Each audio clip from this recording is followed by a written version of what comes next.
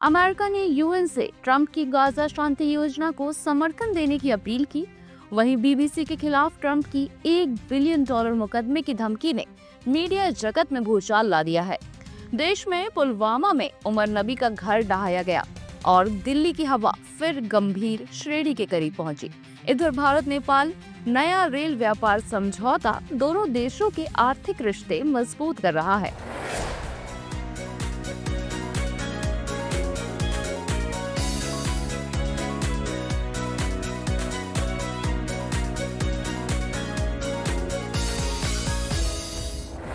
संयुक्त राज्य अमेरिका ने संयुक्त राष्ट्र सुरक्षा परिषद से राष्ट्रपति डोनाल्ड ट्रंप की गाजा शांति योजना का समर्थन करने का आग्रह किया। ये चेतावनी देते हुए कि किसी भी देरी से फिलिस्तीनियों को गंभीर नुकसान हो सकता है। वॉशिंगटन का कहना है कि मौजूदा युद्ध विराम नाजुक है और स्थायी शांति सुनिश्चित करने के लिए एकता आवश्यक है। मसूदा प्रस्ताव, जो अब अपने तीसरे संस्करण में है, युद्ध के 2 वर्षों बाद गाजा को स्थिर करने के लिए ट्रंप के रोड मैप का समर्थन करता है। इसमें 2027 तक ट्रंप के नेतृत्व में एक अंतरिम बोर्ड ऑफ पीस और इजराइल, मिस्र व प्रशिक्षित फिलिस्तीनी पुलिस के साथ काम करने वाली एक अस्थायी अंतर्राष्ट्रीय स्थिरीकरण फोर्स शामिल है। नए मसूदे में फिलिस्तीनी राज्य के लिए एक संभावित भविष्य मार्ग का भी जिक्र है। कुछ सदस्य देशों द्वारा अधिक निगरानी और विवरण की मांग के बीच वार्ता जारी है। बीबीसी ने अमेरिकी राष्ट्रपति डोनाल्ड ट्रंप से उनके 6 जनवरी के भाषण के भ्रामक संपादन के लिए माफी मांगी है। पैनोरमा डॉक्यूमेंट्री में दिखी इस गलती से ये गलत संकेत मिला कि उन्होंने कैपिटल दंगे से पहले सीधे हिंसा के लिए उकसाया था। बीबीसी के चेयरमैन समीर शाह ने व्हाइट हाउस को खेद व्यक्त करते हुए पत्र भेजा, लेकिन बीबीसी का कहना है कि ये गलती मानहानि नहीं है, भले ही ट्रंप $1 बिलियन के मुकदमे की धमकी दे रहे हो। इस विवाद के चलते बीबीसी के डायरेक्टर जनरल और हेड ऑफ न्यूज ने इस्तीफा दे दिया। बीबीसी ये भी जांच कर रहा है कि 2022 की न्यूज नाइट रिपोर्ट में भी ट्रंप के शब्दों को गलत तरीके से जोड़ दिया गया था। ये मामला ऐसे समय में सामने आया है जब बीबीसी अपने रॉयल चार्टर नवीनीकरण की तैयारी कर रहा है।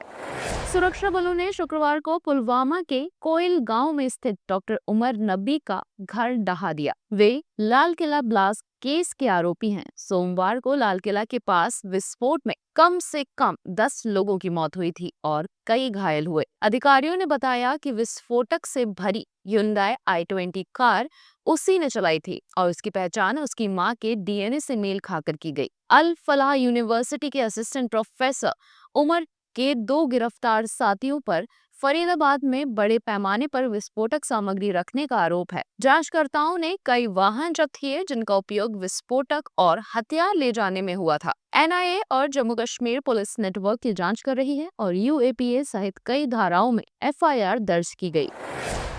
दिल्ली शुक्रवार को एक और जहरीली सुबह के साथ जागी, जहां शहर का 24 घंटे का औसत AQI 399 रहा, गंभीर श्रेणी से बस एक कदम नीचे। सीबीसीबी के अनुसार दिल्ली के 38 में से 25 मॉनिटरिंग स्टेशनों ने गंभीर और 11 ने बहुत खराब वायु गुणवत्ता दर्ज की। वजीरपुर और चांदनी चौक में AQI 445 से ऊपर रहा। विशेषज्ञों का कहना है कि धीमी हवाएं और कमजोर मौसम स्थितियां प्रदूषकों को जमीन के पास फंसा रही है। गुरुग्राम और फरीदाबाद में खराब श्रेणी, जबकि नोएडा, गाजियाबाद और ग्रेटर नोएडा में बहुत खराब स्तर दर्ज हुआ। पराली जलाना अब भी PM 2.5 स्तर बढ़ाने में बड़ी भूमिका निभा रहा है। ग्रैप के स्टेज 3 प्रतिबंध जैसे निर्माण और औद्योगिक गतिविधियों पर रोक जारी है। इंडिया और नेपाल ने रेल व्यापार बढ़ाने के लिए नया समझौता किया है, जिससे दोनों देशों के बीच कार्गो ढुलाई तेज और आसान होगी। जोगबनी विराटनगर रेल लिंक के माध्यम से थोक और कंटेनरीकृत कार्गो की सीधी रेल आधारित ढुलाई संभव होगी। ये समझौता केंद्रीय वाणिज्य एवं उद्योग मंत्री पीयूष गोयल और नेपाल के वाणिज्य मंत्री अनिल कुमार सिन्हा की द्विपक्षीय बैठक के बाद हुआ। संशोधित पारगमन संधि के तहत अब कोलकाता जोगबनी, कोलकाता नौतनवा और विशाखापत्तनम नौतनवा जैसे प्रमुख गलियारों के माध्यम से मल्टी मॉडल कनेक्टिविटी और नेपाल का तीसरे देशों के साथ व्यापार भी मजबूत होगा। भारत सरकार की सहायता से बना जोगबनी विराटनगर रेल लिंक 1 जून 2023 को दोनों देशों के प्रधानमंत्रियों द्वारा उद्घाटित किया गया था।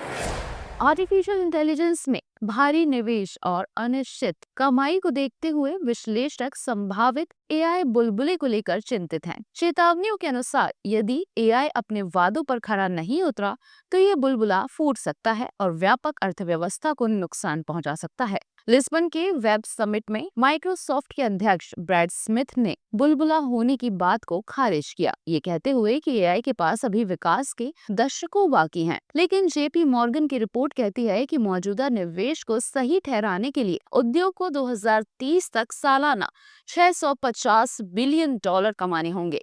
वहीं सॉफ्टबैंक द्वारा एनवीडिया का शेयर बेचने से भी अटकलें बढ़ गई हैं। विशेषज्ञों का कहना है कि मैग्निफिसेंट 7 टेक कंपनियां अपने एसेट लाइट मॉडल से भारी पूंजी निवेश मॉडल की ओर बढ़ रही हैं, जिससे अधिक निवेश और कम रिटर्न का जोखिम बढ़ रहा है। एक नई स्वतंत्र समीक्षा ने ब्रिटेन सरकार से शमीमा बेगम और अन्य ब्रिटिश नागरिकों को वापस लाने की सिफारिश की है, जो अभी भी सीरियाई डिटेंशन कैंपों में बंद है। रिपोर्ट का कहना है कि वर्तमान नीति अस्थिर है और इन कैंपों की तुलना ब्रिटेन के ग्वांतानामो से की जा सकती है। आईएसआईएस में शामिल होने के लिए यूके छोड़ने वाली शमीमा बेगम की नागरिकता पहले ही रद्द की जा चुकी है और वे अब भी कैंप में फंसी हैं। समीक्षा चेतावनी देती है कि नागरिकों को अनिश्चितता में छोड़ना मानवाधिकार के उल्लंघन और दीर्घकालिक सुरक्षा जोखिम बढ़ाता है। रिपोर्ट सुझाव देती है कि उन्हें ब्रिटेन लाकर कानूनी प्रक्रिया, पुनर्वास या निगरानी के दायरे में लाया जाए।